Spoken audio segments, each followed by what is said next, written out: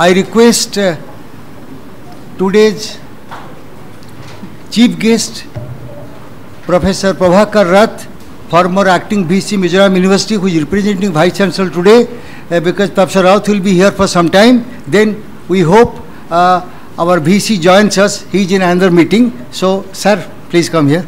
Then Professor Chintamani Mahapatra, former Pro VC JNU and eminent academician, as our keynote speaker. I request Professor Lalini Jovi, Dean, School of Social Sciences, our guest of honor, and Dr. Vidukanti Das, and all the other guests, speakers, research scholars and students. Dear friends, without any kind of delay in the program, I think I straight go to the first part of the meeting. We have inaugural session for 1 hour. Immediately we will have the technical session. At one go we will complete all the activities. Then we will have our working lunch upstairs in that room. So I request all of you to remain present. This will be business-like session, and today it's a proud moment for us, because I was talking to Professor Mahapatra. He announced in the meeting also. Last year, when India was president of G20 nations, 101 universities in this country, they were given the charge to have G20 University Connect lecture meetings. And Mizoram University was one of the first universities to hold such G20 University Connect lecture meeting. And at that meeting, we had, among others, Mr. Laldu Thanla Ralte, IFS, former ambassador of India in many countries, as the guest speaker. And we had a technical session in which our eminent professors also presented their point of view. And perhaps the only university in India which produced a book, G20 University Lecture Meeting book. And this was presented to Honorable Prime Minister of India when he came for Thanksgiving to all the teachers, students, research scholars in Delhi. So Dr. Caroline, our friend, was there presenting the book to Honorable Prime Minister of India. Then this year, Government of India, Ministry of External Affairs, RIS New Delhi, Ministry of Education, all of them thought that let this program continue as a prologue to G20 lecture meeting.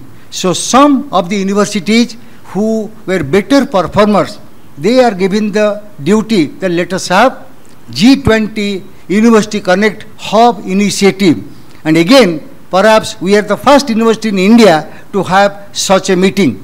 And after this meeting, we will collect the articles, the speeches by our experts, including that of Professor Mahapatra, and then we will publish another book, and the book will be New Paradigms of Development. And most of you might have got that brochure where we have invited book chapters from the research scholars, teachers, and any other person interested in G20, India's development, SDG, and similar other activities. This is the first part of today's meeting, and my second most important part is to introduce the guest today. So I start with our chief guest in place of our present VC, because VC will be a bit late, he is in some other meeting, Professor Prabhakar Rath. You know, he is the senior most professor of library information science in the country. He is a Fulbrighter himself, and he has been our acting Vice Chancellor and a well-known personality in the field of library information sciences in India and abroad. I welcome Professor Prabhakar Rath to this meeting, sir. Next, we know Professor Chintamani Mahapatra. Those of you who are familiar with media and social media, you know, sir is well-known figure in media and social media. A former professor of JNU in the Center for Canada, US, and Latin American Studies in SIS JNU. The person who is expert on US, China, and Indo-Pacific areas published a large number of books.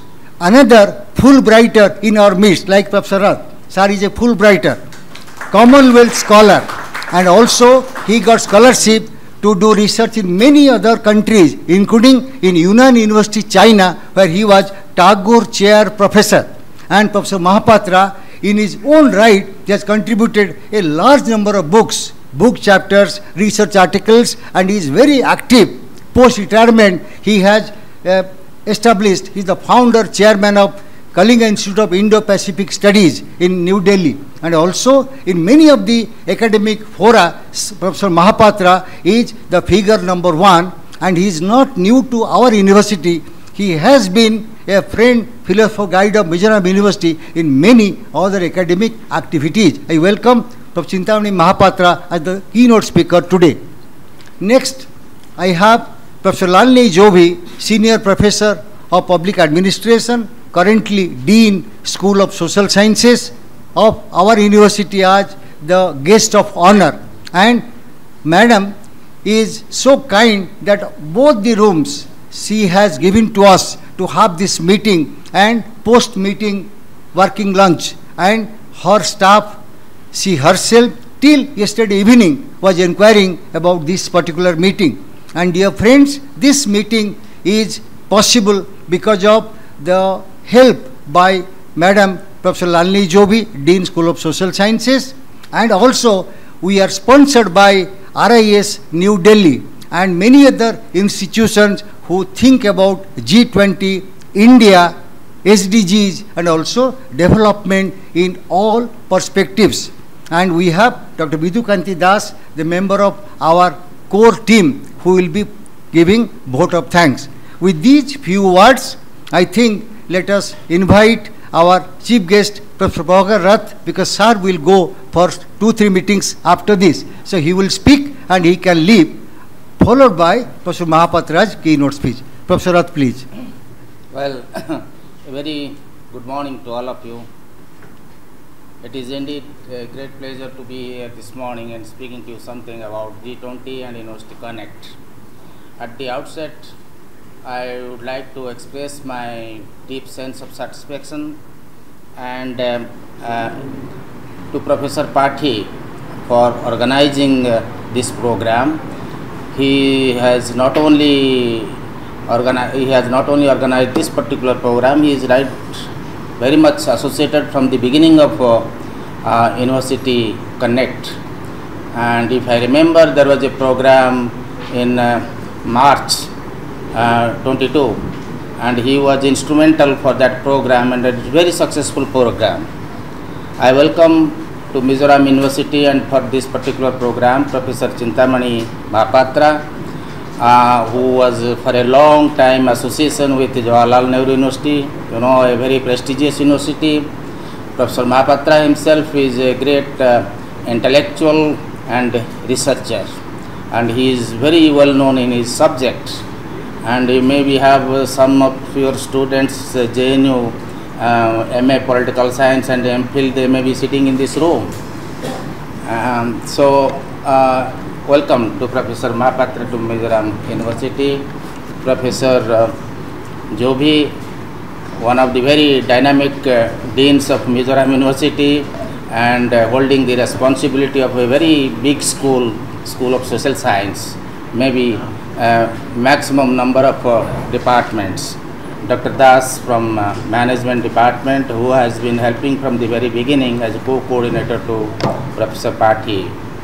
Well, my friends, the heads of the department, deans, my colleagues, senior official of Mizoram University, students and scholars.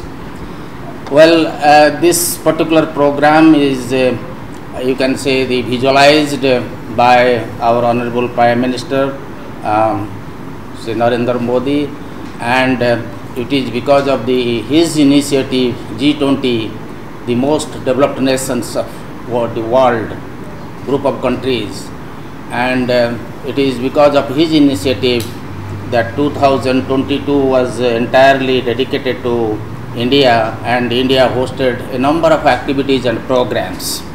And Prime Minister Modi visualized that if India is going to be one of the most developed nation, Viksit Bharat, if it is going to be most developed, one of the most developed nations, we have to cooperate, share, and we have to make friendship with the developed nations. So all these 20 developed nations, they created a forum to share each other their resources, their expertise, their infrastructure, and how we can grow collectively instead of individually.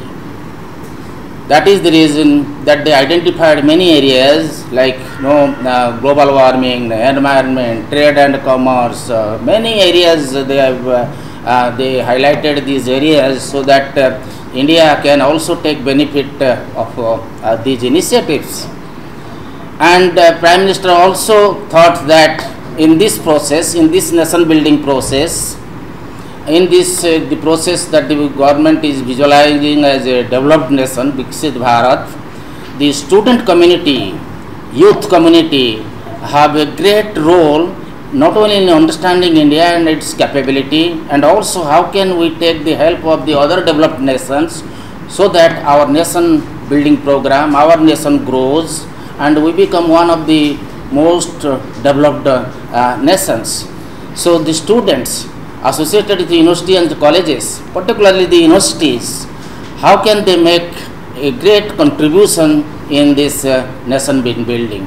That is the whole intention of having this University Connect program, so that our students, our youth and their development with the help of other developed nations can grow together and they can have a good career and they can choose how they can start a business with the help of other countries, because all these countries are very developed in their own area and specialization, so that it has a great impact and our youth can contribute, take initiative and make their career a very successful career.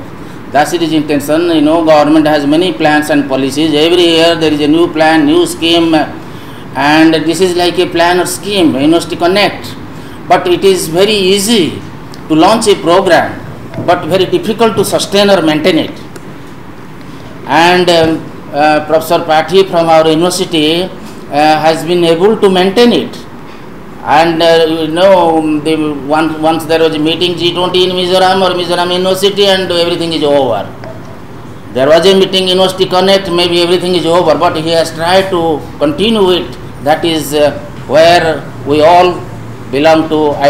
It's a great honor to the institution, and Mizoram University will have a great recognition in conducting such programs in which Professor Pathi has a great contribution.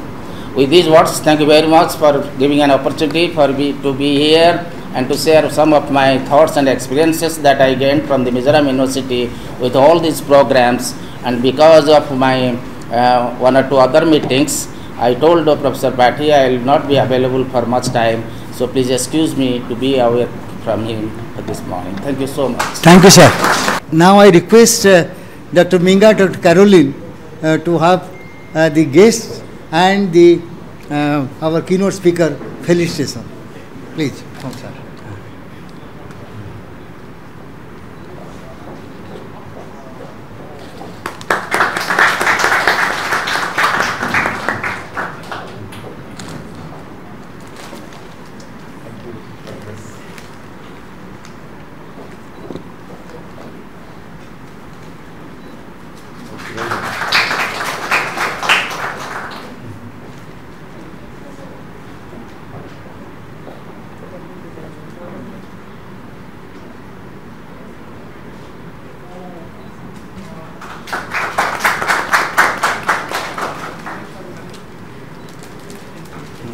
Electron.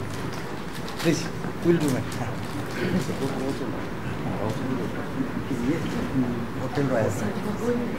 Required? Next time. Okay, we will send. We will send. We will send. Thank you. Thank you.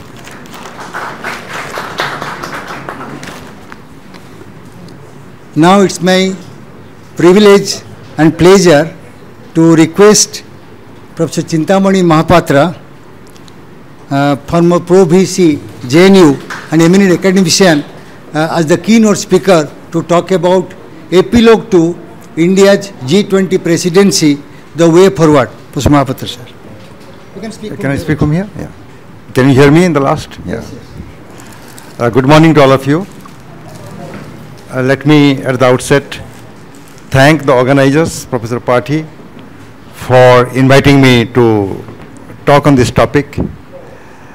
Distinguished Dean, faculty member here in the audience, and the students. Let me first say that I love Mizoram. This is not the first time I came here. In the past also I came here. People are nice, very courteous, very respectful. State is beautiful. I put this on my Facebook last night. More than 100 people have already liked it. So it is a great opportunity for me to come again, thanks to Professor Pathi, and discuss something about G20, which all of you know already. You know, before 1st of December 2022, in India, everybody would know about T20, the cricket match. But since 1st of December 2022 and through 2023, G20 has become a household name in India. The way the government of India conducted the G20 meeting in almost all the states and multiple cities reached out to the school students, the college students, the University Connect program. Now, it is a household name, G20. Because it is a household name, all of you know about it, I don't intend to give you a long lecture. Rather, I'll raise a few questions and try to answer them for the benefit of the students. Because what I'm going to say is not there in the books. I'm not going to reel out the facts only, make a little bit of analysis, because it's just not a question of celebrating India's presidency. It is also understanding the role of G20. Today we have a highly connected world, both digital and physical. And in this connected world, something that happens maybe in a remote area in Latin America or the United States or in Israel or in China can impact life even here. So it is the duty of every citizen to know about G20. First of all, I would say this is no longer G20.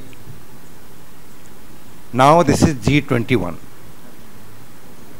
In fact, if I would be the advisor to the Brazilian government, which is currently the president of G20 and organizing the meeting, and the meetings have started, a lot of working groups have started, I would have told them, now call it G21. And the contribution of India to make G20 G21 is unprecedented. It was a fantastic contribution, the way it was conducted. In New Delhi, the place where this meeting was taking place, the summit, I live about 2 kilometers from there. And I was watching the proceedings online. Nobody knew that the government of India would spring a surprise, negotiate with the G20 heads of states and governments, and first make an announcement before issuing a New Delhi declaration that African Union has got the consensus of G20 to become a member of G20, full-fledged member. Before that also, G20 was somehow weird from academic point of view, because there are only 19 members. And the European Union is not a country. It is a bunch of countries. And when they count the number, they call it G20. But this Humpty Dumptiness in using the concept is not new. All of you, those who study international relations or politics, would have heard about a term called Group of 77, G77. Today, there are more than 130 countries which are the members of G77, and the nomenclature remains the same. So academics watch it more carefully than policymakers.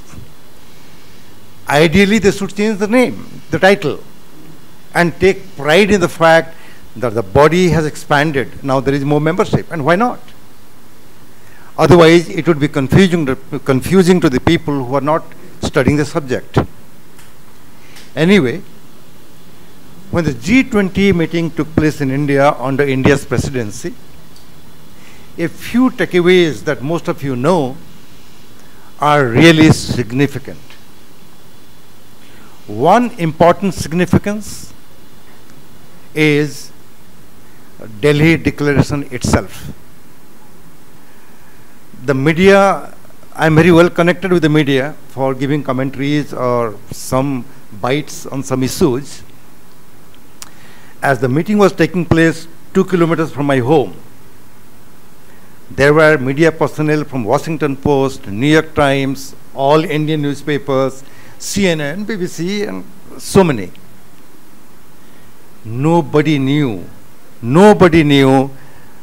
that India will spring a diplomatic surprise and be able to negotiate with the member countries in such a way that a proper declaration could be made.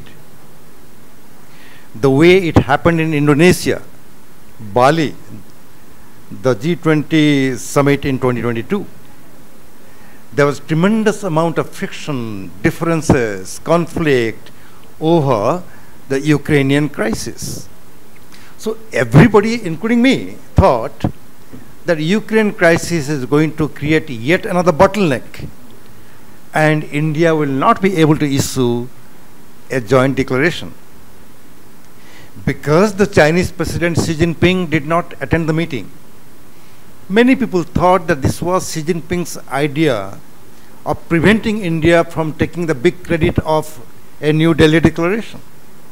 In the absence of China, the Chinese president, how could there be consensus? But it happened. When Narendra Modi ji made an announcement, it was a news scoop around the world. And how did this happen? The second takeaway is India's diplomatic leadership. India's leadership in the world affairs is nothing new. When India was newly independent, large number of poverty-stricken people in the world were living in India. Very large number of uneducated people in the world were concentrated in India. India was economically, industrially, agriculturally, educationally so backward. Even then, at that time, when a new movement of the newly independent countries emerged, and we called it non-aligned movement, India played the leadership role in the non-aligned movement. Slowly, the non-aligned movement expanded to include more than 100 countries.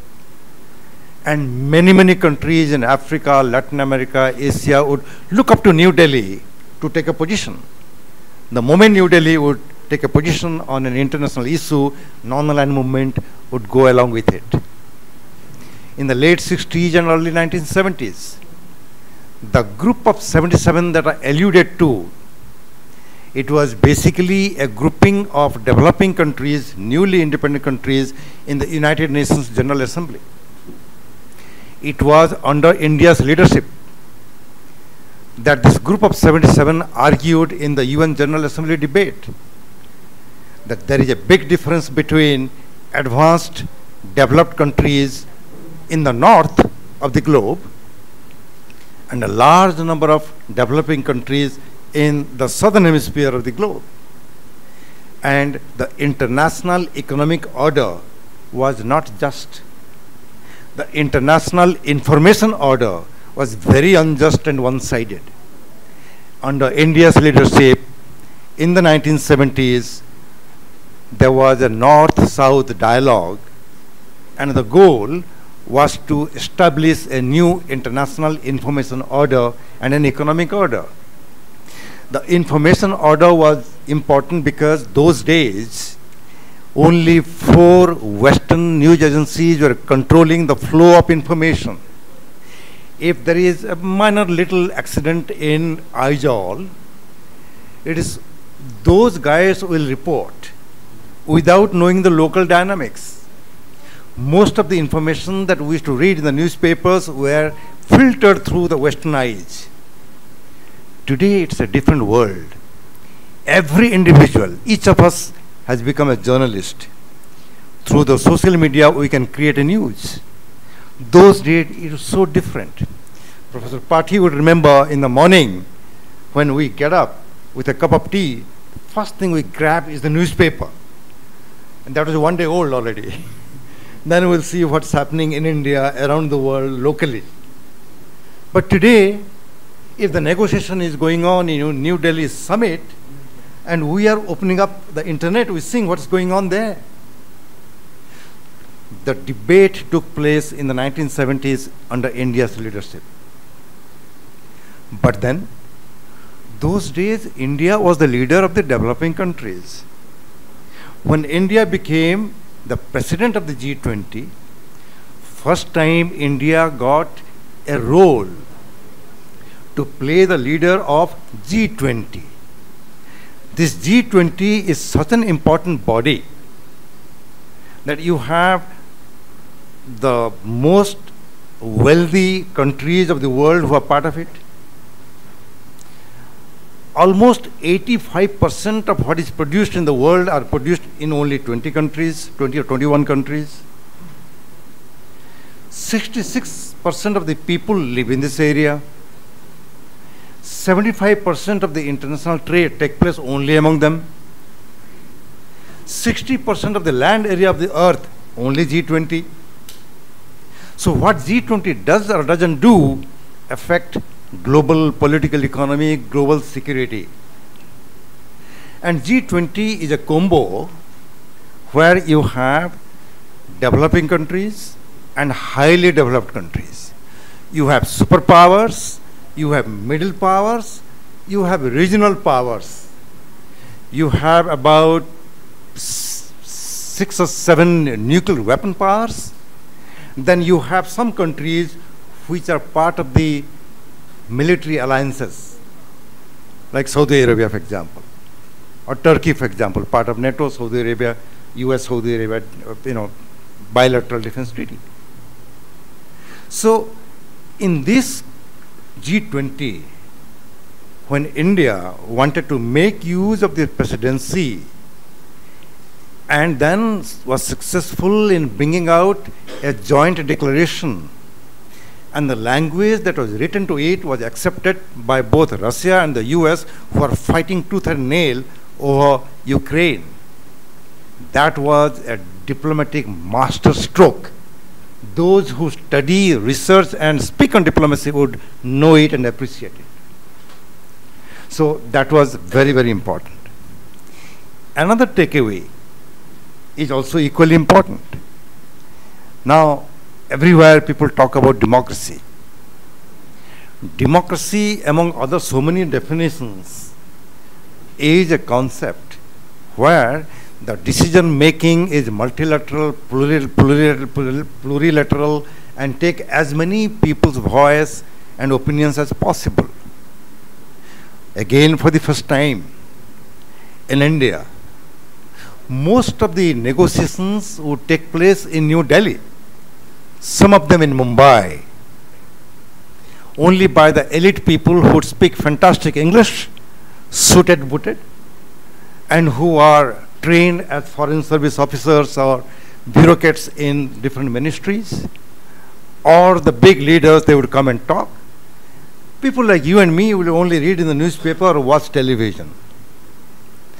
But the way this government tried to reach out to the school children, college students, university students, civil society, millions of people in civil society, not just from India, from across the world, it was sensitizing about what the so-called G20 leaders would do, and then hearing their voices.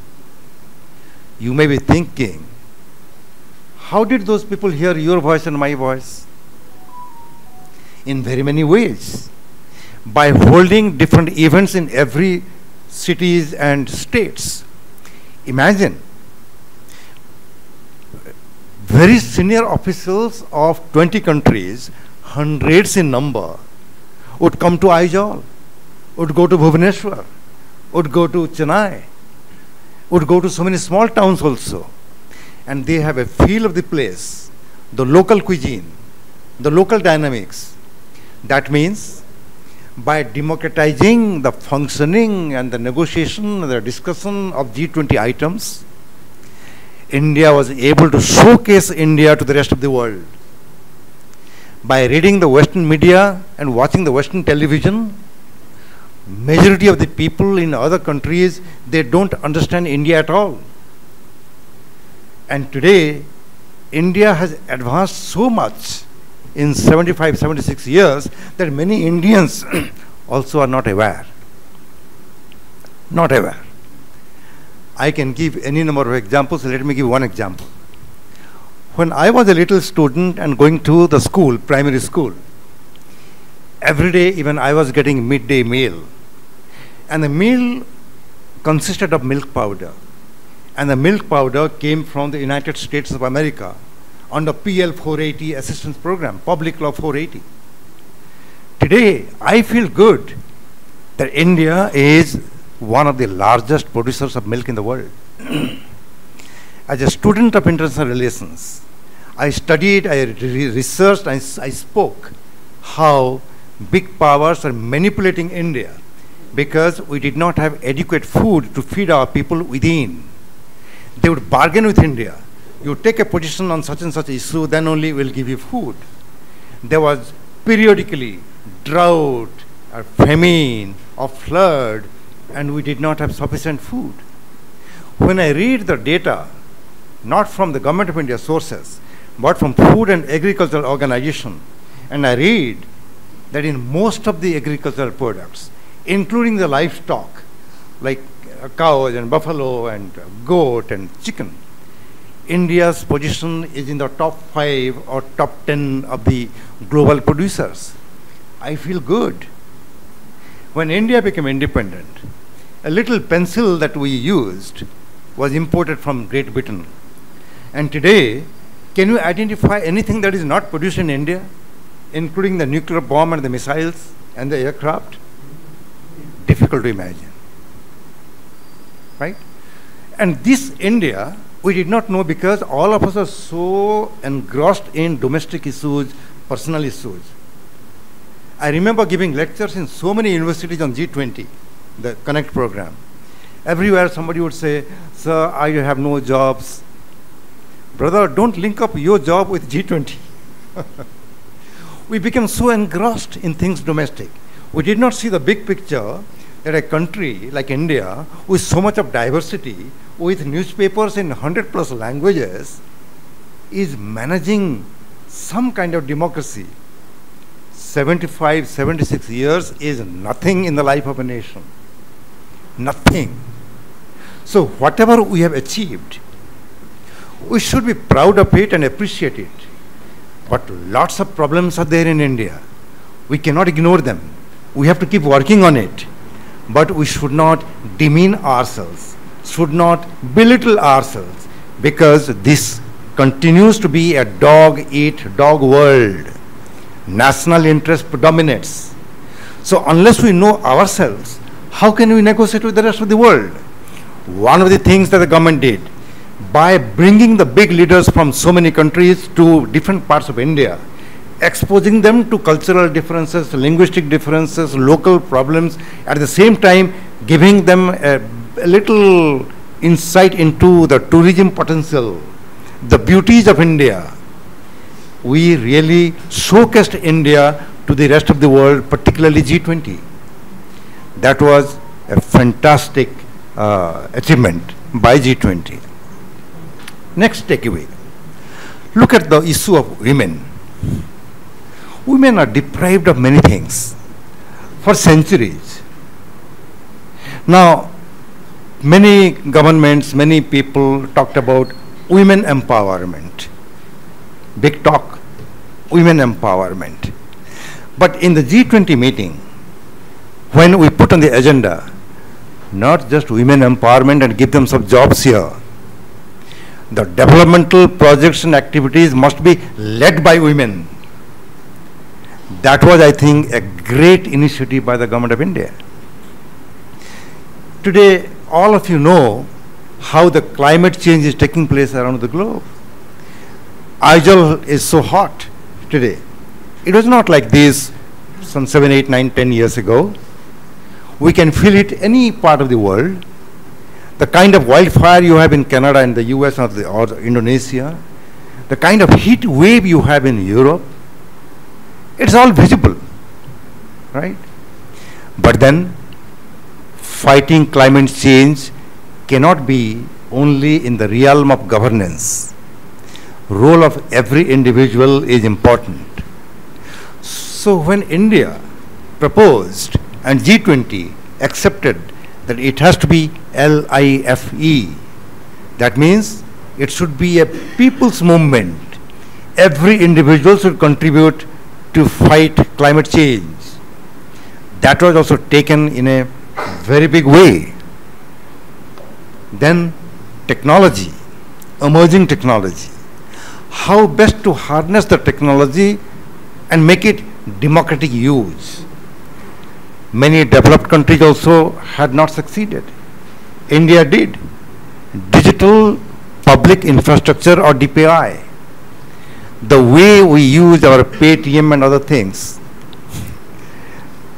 Now something is going on in the social media. The American ambassador so proudly talking about India-US relations. I'm showing, look, UPI, India, great. You know, then he pays some money to somebody. During the pandemic, each one of you would have lost somebody, some relation, right? It's so pathetic. The way the co-win was used by using digital infrastructure was remarkable. Remarkable. Not only that, India also started the Aadhaar program. When I came to Mizoram, the hotel fellow says, where is your Aadhaar card? It is here. I showed it to him. And India, during the G20 meeting, gave exposure to all the leaders in Pragati Maidan in Delhi. See, you can use it. Now Singapore, Germany, some states have already agreed that yes, we will take it. India is prepared to sell it to the rest of the world. That was a great initiative. So, women development, technology, use of technology for common people and sharing the welfare benefits, and then showing the leadership role to resolve the conflict or at least attempt to resolve the conflict. These are all great takeaways of India because of G20 presidency. And there are so many things. I can go on and on. But because of the paucity of time, let me share what is going on right now. It was not just a one-time affair. India was lucky that consecutively 4 states from the developing countries would be assuming the presidency. Began with Indonesia, moved on to India, now in Brazil, then in South Africa.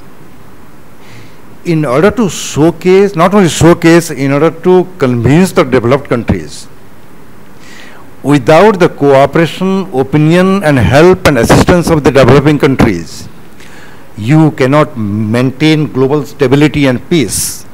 You cannot have a peaceful political economy. For that, what India did, not only reached out to people like you and me and sensitized us on G20, it conducted 2 summits of developing countries called Global South, all developing countries, 2 summits. And our Prime Minister and the Foreign Minister told 125 plus countries in the summit before the G20 summit, you guys have no place in the round table that we are going to discuss in G20. We would like to be your voice. You tell us your concerns, your problems. One of the significant problems that the developing countries are facing till today is the debt. Too much of public debt. Almost 70 countries are facing that. And the pandemic and the economic consequences of the pandemic increase the debt level furthermore. The Ukraine war further enhanced the debt. They don't have money. We sensitize that. Now, when the baton has been transferred to Brazil, meetings have already started. Prologue, epilogue of G20 meetings have already started. Brazil is doing the Brazilian way. India's philosophy, India's attitude, India's approach is truly global. When India said the whole world is one family, one earth, one family, one future. This is not a simple slogan, friends. I have visited the US many, many times. I've heard the American presidents and big leaders speak. After end of the speech, they will say, God bless America. Then I used to argue, why God bless America? Why not the whole world? So when India in G20 said, one earth, one family, and one future, that was a message, not just symbolism. Until and unless we feel that we are the citizen of the earth, we cannot collaborate in addressing global issues like climate change, like public health, pandemic. What Brazil is doing now, something similar, because Brazil is also a developing country. It talks about 3 main issues. One, very interesting, is fighting hunger, poverty and inequality. We talked about Global South. Inequality was understood. But now the top 3 agenda item that Brazil is going to lead is how to fight hunger, reduce inequality around the world. 2 types of inequality, within the countries, between the countries. And Brazil is hell-bent upon putting this on the agenda. How to reduce the inequality gap, how to fight the food crisis, how to completely finish hunger. This is actually a very important issue. Just now I told you, India has been able to generate adequate food. But does it mean that we don't have hunger deaths in India? There are. Farmers are committing suicide, and we say that we are the top producer and all. Why is it happening? It is happening because of the lack of proper distribution. Wealth is concentrated. So in order to decentralize the distribution of wealth, fighting poverty and hunger is an important agenda. It should sink into the heads of the big leaders of the G20, and Brazil is doing that. Then of course, as Brazil is aiming at a sustainable earth. How to achieve the sustainable goals passed by the United Nations General Assembly was also the agenda in India, G20, also part of agenda in Indonesia. Now Brazil continues to do that. Because without sustainability, you and me can somehow manage what will happen to the future generations. It will be so painful for them. Imagine your own houses. Before you were born, somebody else was staying. Before your parents were born, somebody else was staying. After us, somebody else will stay. So unless you keep the order properly and make life more sustainable, then we'll be doing a crime to the future generation. So the sustainable goal that was passed by the United Nations, 88% are not achieved yet. It is work in progress. And Brazil wants to put it on the agenda for discussion, which is a good thing. There is another very innovative thing. You know, different countries are contributing different items as part of the agenda. For example, the women issues. It began with Turkey. Turkey began W20, Women 20, right? When it came to India, India said not only empowerment, women leadership, developmental projects led by women.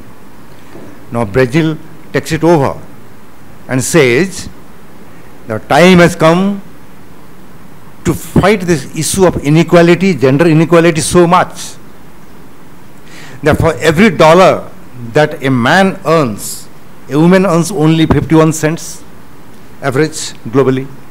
Somewhere it is more, somewhere it is less. Even today in the United States, there is no equal pay for equal work between men and women. Why? They are raising the issue. Climate change, Indonesians talked about it, we talked about it, COP20 talking about it. Now Brazilians are saying women are the real sufferers in large number because of climate change, because of war. So how to combat that? Girls and women, you know, unequal suffering. The pain is more on them. The details are there. They have done it. When India organized the G20, for the first time India put up startups, Startup 20. In the G20 countries today, you have about 1 million startups, about 10,000 innovation centers and incubator centers, about 750 unicorns, you know, who are unicorns, right? But when it comes to Brazil, Brazil has added one more 20, which is very important, and it is called J20. What is J20? Justice 20. Now, there is a meeting of Chief Justices of Supreme Courts or the Presidents of Supreme Court of all the 20 countries. Chandrachud ji also went there to Brazil. They are saying that common people do not have adequate, appropriate, timely access to the judiciary. And if you face a problem and go to the court, the cases is pending for months and years and decades. This is very unfair to the people. How to fight that? In India, we have hundreds of thousands of cases pending. Let me share a very heart-rending story. You know, one day, my flight was delayed in Trivandrum. So I was waiting for my next flight, 3 hours late. I saw one young fellow walking up and down in a very nervous way. So I said, brother, what is the problem? He said, my flight got delayed. Even my flight got delayed. Why are you so worried? Then he said, I have some work and all. I asked him to come, sit down, cool down, talk to me. And he was a very talkative fellow. And through the conversation, he says, you know, sir, when I was in jail. I said, what? You're in jail? Why? What happened? And who are you? I am the president of the Congress Party of Jaipur. You're a Congress leader and you're in jail. What was the story? No, sir, nothing to do with politics. My brother only put me in the jail for some property fight at home. I said, how long you were there? He says, 3 months. Tell me, what was your experience? This is the key. Sir, I talked to all kinds of prisoners, the murderers, the kidnappers, the thieves and all that. Sir, after 3 months, this was my conclusion. 70% of all criminals are living outside jails. And 70% in jail are actually innocent. फंस गए right? They could not win because of the judicial system. Now, the Brazilians are trying to bring justice to people and let the heads of the Supreme Court come and talk.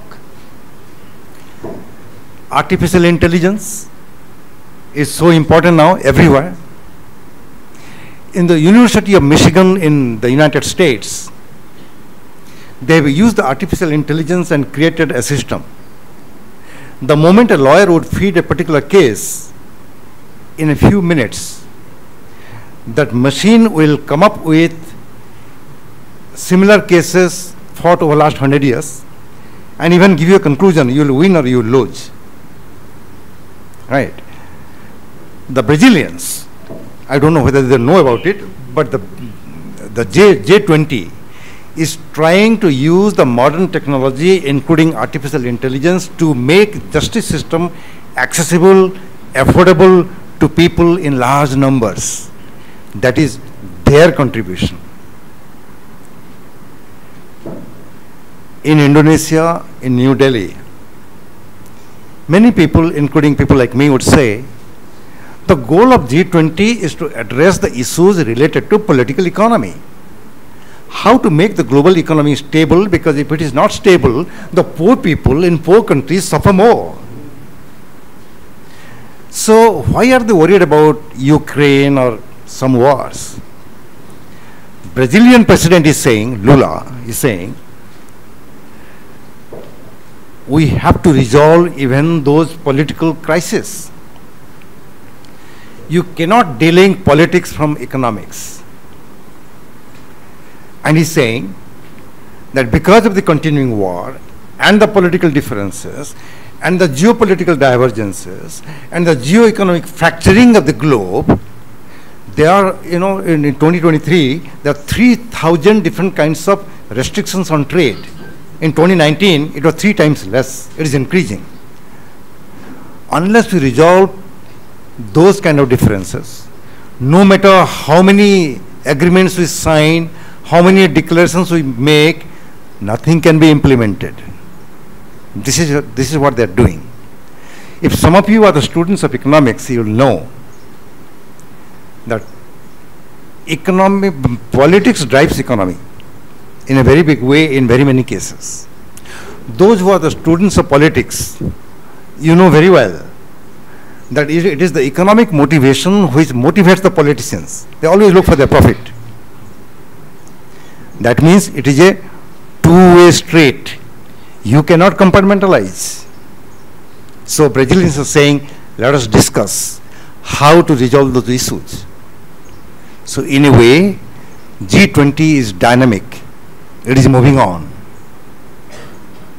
With this, I'll spend just a few minutes and tell you the constraints, the difficulties that we must be aware of.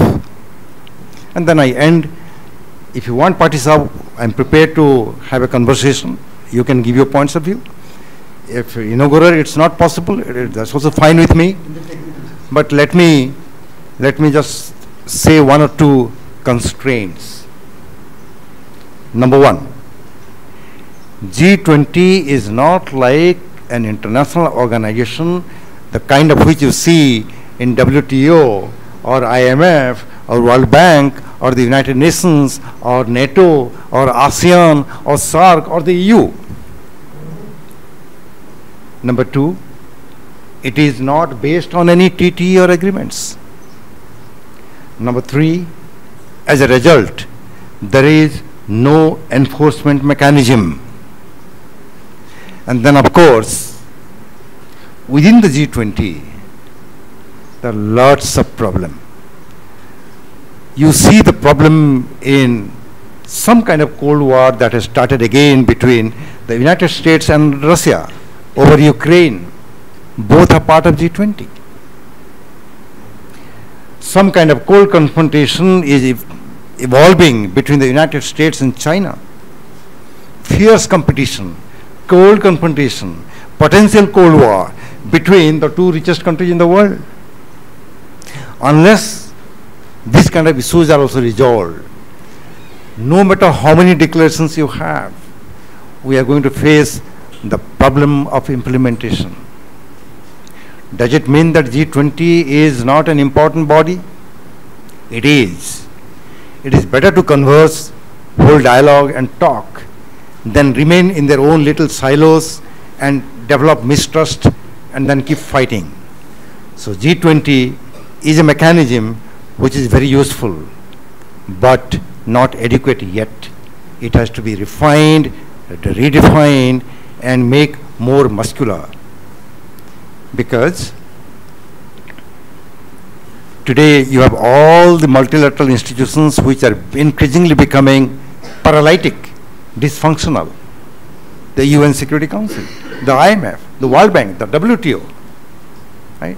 So in the absence of the current multilateral organization not functioning well, G20 shows the way. With these brief observations, I really thank all of you for your patient listening. Thank you. Thank you very much, Professor Mahapatra. So I think in the technical session, sir will continue and we can have more discussion. So now I request Professor Lalini Jovi, Dean School of Social Sciences and guest of honor, to give her brief speech. The Chairman, sir. Yes. Professor Mahapatra and the team who is organizing this very important program. So I feel so small and very, at the same time, so honored. So what else can I say? When such a very high learned person has already spelled out most of important points, touching all the important issues that really need by this India or this very planet.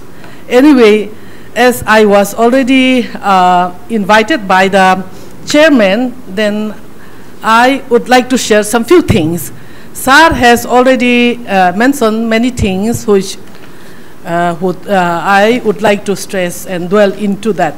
Of course, that India is really leading, not only here by sitting in India. We know who is the Vice President of USA. She is by blood an Indian. No, one day, who knows, she might become a president of US. Then again, Rishi Sunak, that Kamala Devi Harris is the Vice President of USA. Then Mr. Rishi Sunak is the Prime Minister of UK. He is also an Indian. So like that, many more are here on this earth that leading the nation also, becoming the world leaders also, we know. So this women-led development of this G20 is really very good and very significant also. That is where I would like to dwell into, even though Sir has already spelled out many important issues on that. So we know that recently India designated women-led development as one of the 6 central focal points during its G20 presidency of 2023. So alongside inclusive growth, advancement of sustainable development goals, and environmentally friendly development, technological innovations, and the restructuring of multilateral institutions, it symbolized a subtle recognition of the enduring significance of addressing gender equality as a prominent policy concern within India. So gender development becomes one of the top India's priority that Sir has already mentioned. So the last milestone that India had met is that making a seat reservation for an MLA and for parliamentarian. So it was in September 2022. So I really wish this very Constitutional Amendment Act is in place now, not delaying and not waiting for 2026 and not waiting for 2029. Why not today? Why not last election? That is my humble plea to you, sir. Anyway, Women-led development refers to our development approach, of course, where women take on leading and active participation in shaping and driving economic, social, and political progress of a society or community. This, under LED, women are not just a beneficiary anymore of this development. Instead, they set agenda for development and are a key participant also. In any development plan formulation, even policy making, even decision making as a leaders and equal participants. So this recognizes the importance of gender equality and aims to break down barriers that have historically limited women's participation and contribution in various aspects of development. So the rank and the position of India regarding what is called Global Inequality Index over the last 10 years, of course, there is a tremendous improvement. But you know, out of 146 countries, India ranked 127 in the Global Gender Gap Report 2023. So there are lots of missing girls also. So many miles are to be covered also to reach the acceptable level.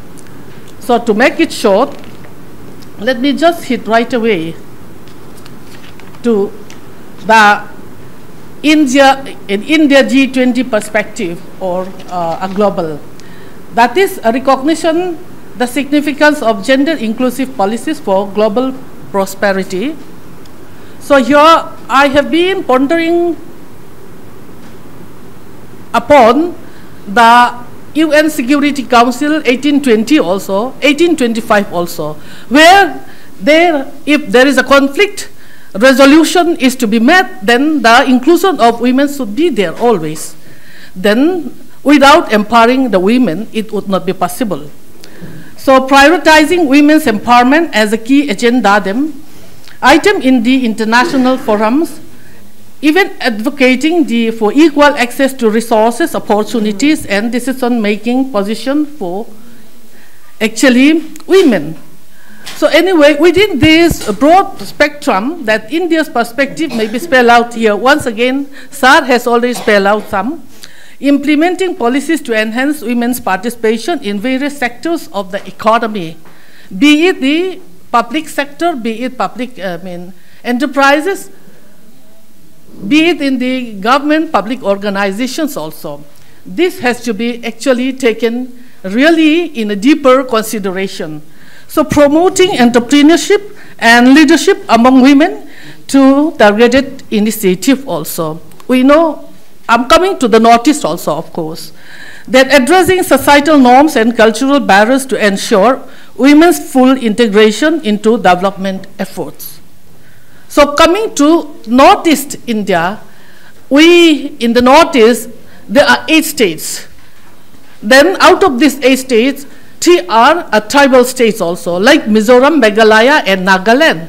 You know, and sometimes we find when we talk about women empowerment, women's development also, this tribal population or tribal women are deprived by the constitutional amendment also. Sometimes that is how I feel. I really do it. We submitted a kind of memorandum also to the President of India. Then they have sent it back and they had actually submitted our memorandum also to the concerned ministry. Because Panchayati Raj is not in place, where women are to participate in the rural governance institutions. They do not enjoy 33 seat reservations. So that's the thing also. So anyway, women perspective, fostering women's leadership at the grassroots level through community-driven initiatives. Then providing support for women-owned business and entrepreneurs or enterprises to strive. And promoting education and skill development programs tailored to women's needs and aspirations. The Mizoram perspective. So anyway, how government initiative in pushing women-led development, let me just spell out once again, even though I had already mentioned, government, I think, seat reservation for women, that enactment on the floor of Parliament way back in 1992 was done for the local self-government institutions, as I had already said that 73rd and 74th Constitutional Amendment Act. 73rd is meant for rural governance institution, and 74th is for the urban local government institutions. We know that. So for this, you know, not only this local level, we should really go for not more than 33%. You know, many states of the Indian Union had already implemented. 33 is very less. Maybe the reason is that the experience of having women as a leader, policy makers, and equal participants is really making a positive change. That is the reason why many of the states of Indian Union has increased from 33 to 50% seat reservation for women for local governance institution. Why not this time also for this national level, MLA and MPs and all? Why not? Why not? I mean, 50%. That is another, I think, area which I would like to stress on.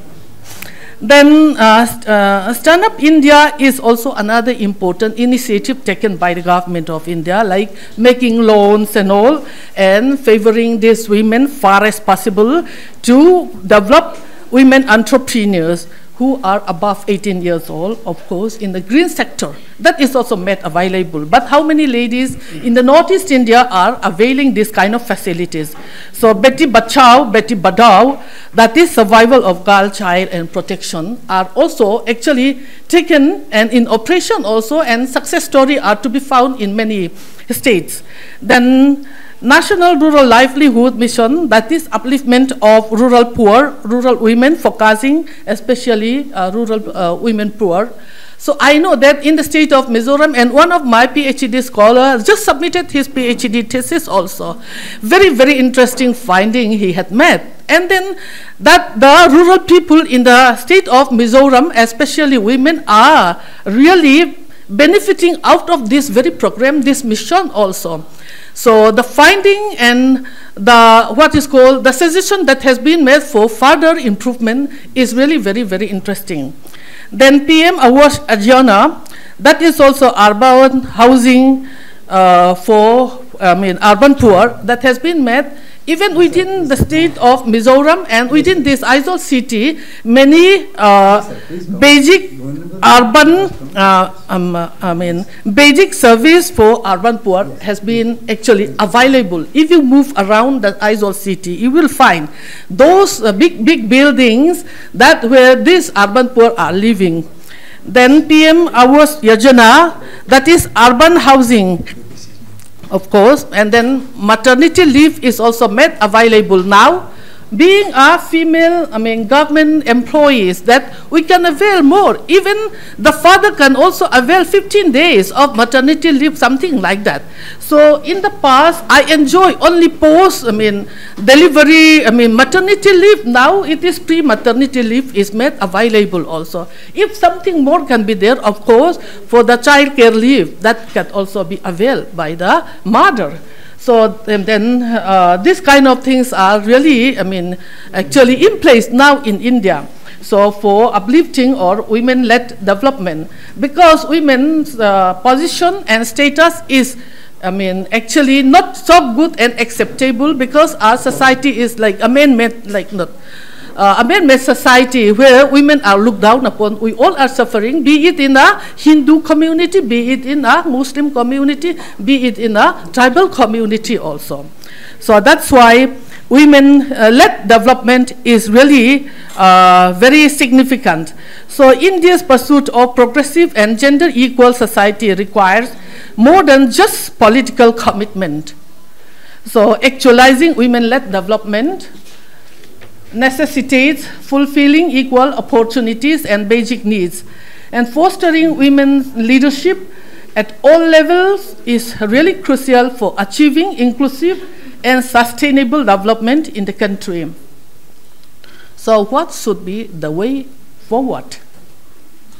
So So I have jotted down some very few points, to ponder, or to dwell into deeper, not only in today's.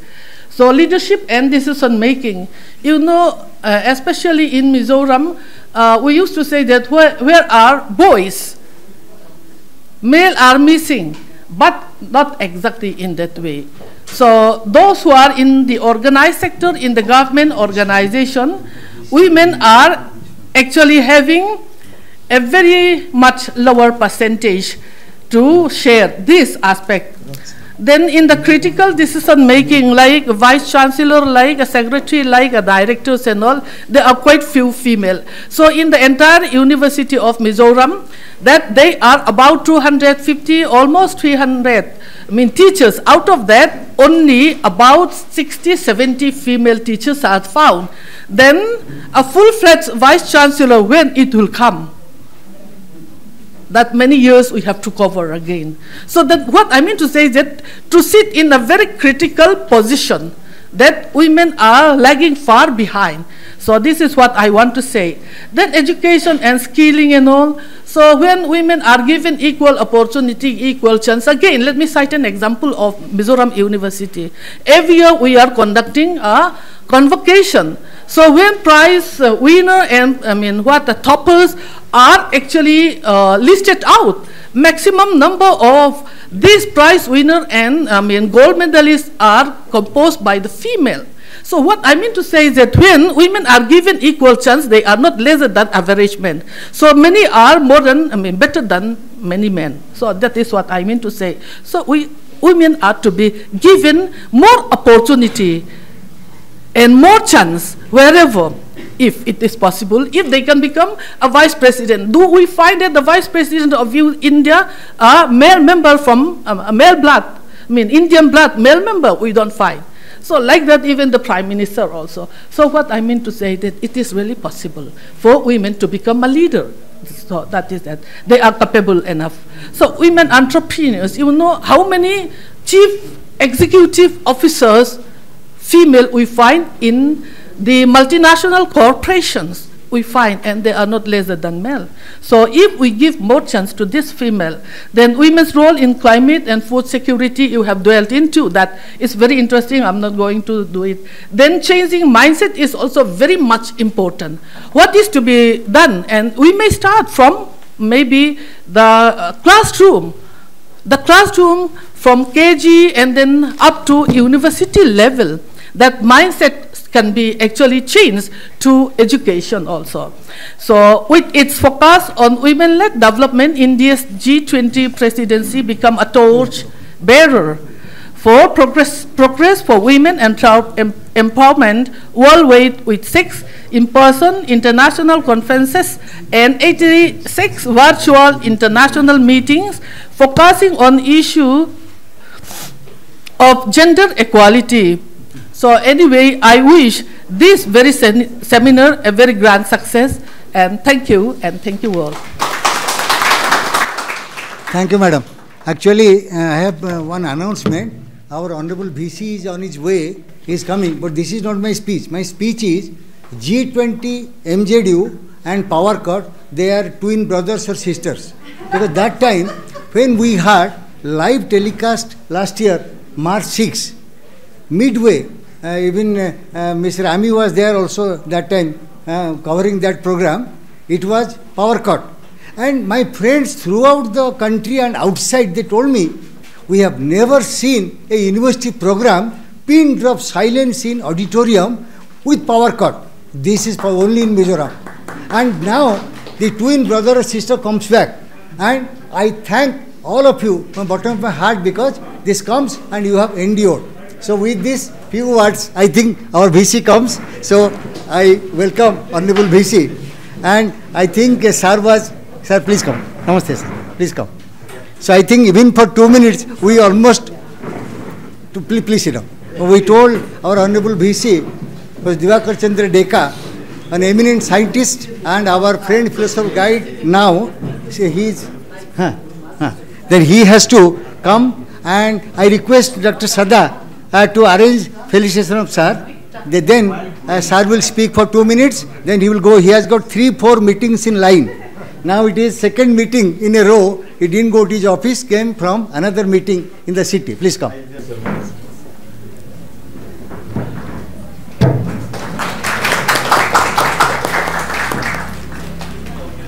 Thank you very much, sir. I think even for 2 minutes, even for 2 minutes, if you address, this will be very great, and the members here are waiting for you, and we thank God that at least you could make it even for a few minutes. Now, Professor Deka, please.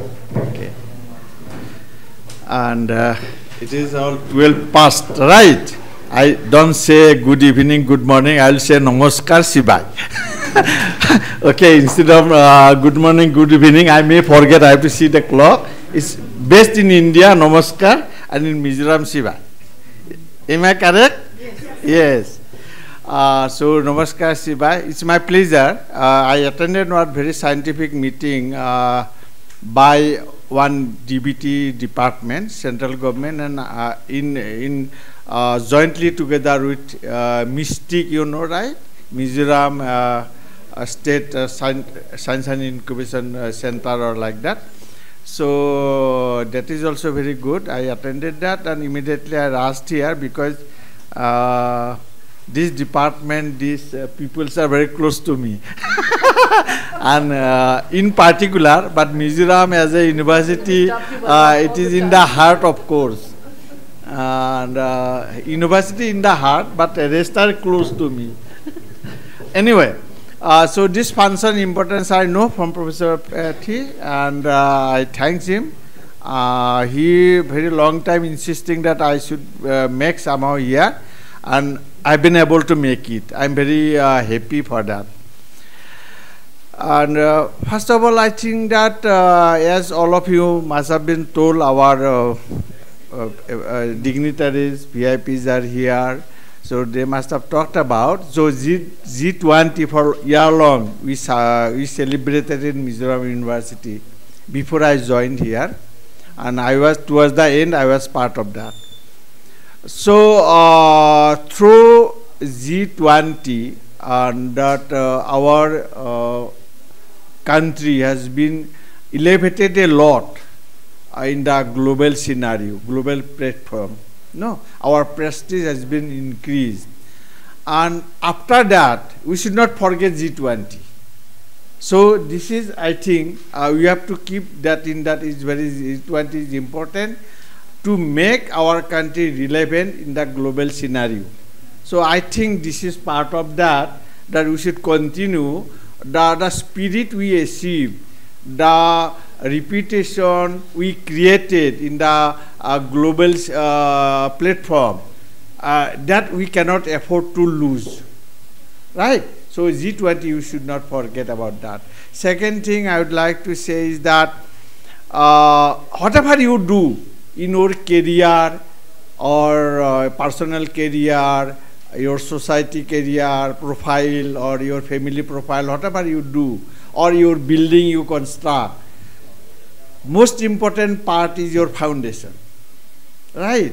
If your foundation is strong, if your foundation in personal career, academic career very strong, then I think nobody can beat you. Troubles will come, hurdles will come on the way, right? But nobody can defeat you. You will be like running river. In Assamese there is a song, river only knows how to flow.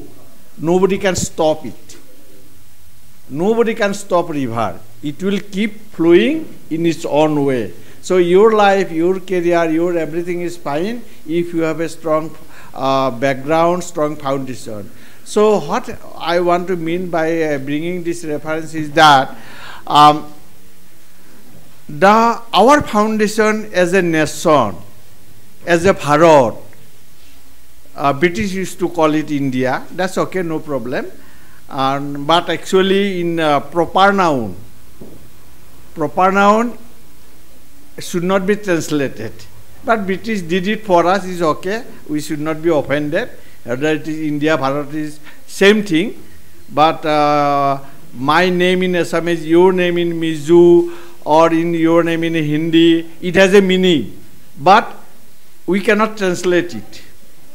So similarly, anyway, that's a different context. So our country anyway, our country has a very strong foundation because you know our unity in diversity. We have to acknowledge that. And in between some troubles came. In the thousands of years ago, we had a very good foundation has been constructed, built up by our forefathers. In between, because of invaders, lot of other peoples came into our country. They created problem. They stolen our resources, our economy. You know, a lot of people from Europe, Alexander the Great, we call so-called great, or Akbar the Great, so-called great, or Mughals came, and thereafter the very civilized people like British came. They did lot of education for us, but at the same time they stolen lot of wealth also from us. So we benefited, at the same time deprived also. But these are all troubles in between. We had a very strong foundation in the past, and post-independent we have remained united and we are growing strong. That's why I am told that because our forefathers built a very strong foundation, we are still strong. If you compare with Europe, you see German, France, Belgium, Spain, Italy, whatever you can say, small countries, they are not united.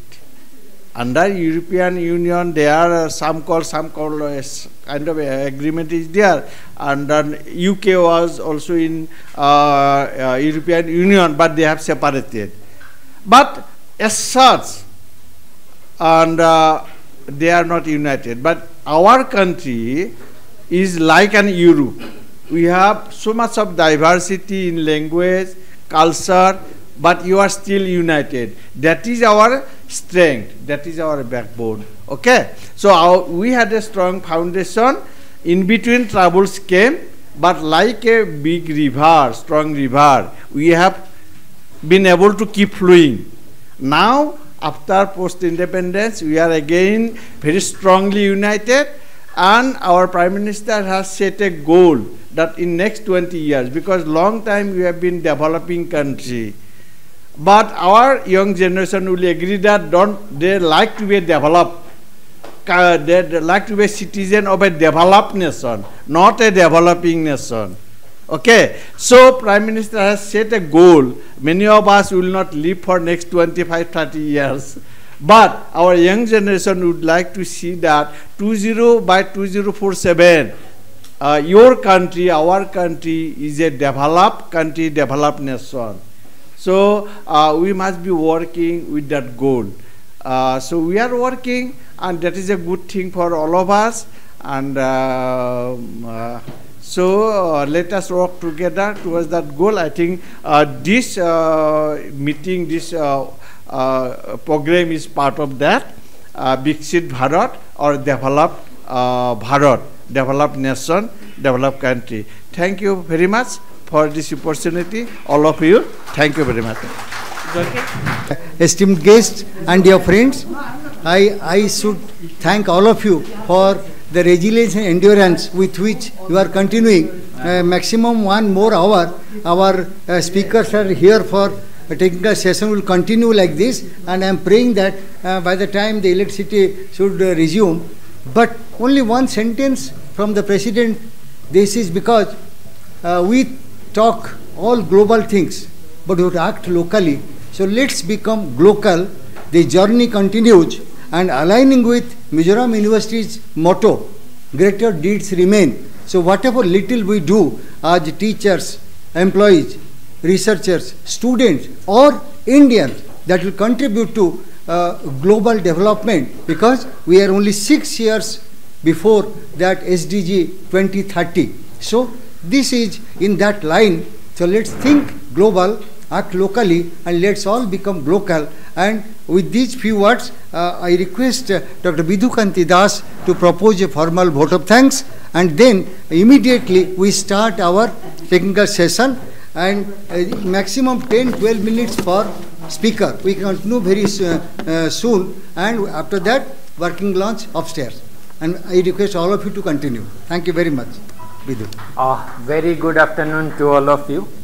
It's my great privilege to offer a formal vote of thanks to the persons as well as institutions for whom we are able to conduct this program successfully. So first of all, I would like to thank our Vice Chancellor Sir, Professor Divakar Chandra Deka, for his permission as well as all kind of support from his office and administration, that we got every support to conduct this program. Next, I would like to thank Professor Prabhakar Rath as a guest of honor. He came despite of his busy schedule as well as school board meeting, and he delivered his lecture. Next, I would like to thank Professor Lalni Jobi, guest of honor, Dean SSS, that she delivered lecture on women empowerment. Next, I would like to thank our keynote speaker, Professor Chintamani Mahapatra, former Vice Chancellor of JNU and eminent professor. And we listened him, how he talked about social, economic and political dimensions of G20 in this globe going on. So thank you, sir. Next, I would like to thank Professor S. Pathi, being chairman of the G20 University Connect and now chairman of the G20 University Hub Initiative, for successfully conducting the program. Beyond all this program, financial part is most important. So we are financially helped by RIS New Delhi for sponsoring the program. So we would like to thank RIS New Delhi for sponsoring the program. All these programs, what we seen, this needs a great effort, great work, and those who are behind them. Okay, I would like to thank them. That is Dr. T. Sadasivam, then Lalming Liana from management, Caroline from management, Dr. Rajesh from tourism. Okay, apart from these persons from administration, dean office, then volunteers who are working for last weeks or long, okay, for success of this program. Last but not least, I would like to thank all the faculty members who came here, all research scholars, our students who are behind the success of the program. And last, that is Almighty God. Because of him, weather condition is good. Okay, though there is power failure, but we successfully concluded our first session. So thanks to all and everyone.